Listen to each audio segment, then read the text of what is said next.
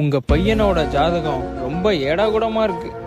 சோக்குனா சோக்கு, பொம்பளை சோக்கு.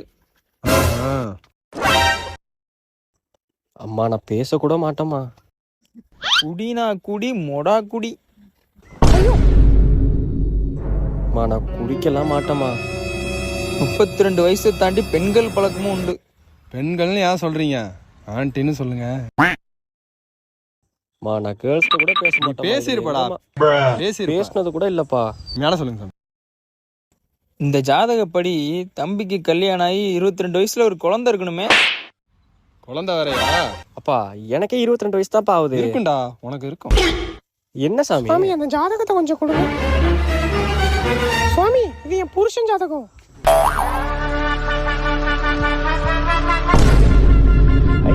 ஓஹோ, அப்ப இவர்தான் அந்த பொம்பளை சோக்கா. அடியே அது நான் இல்லடியே.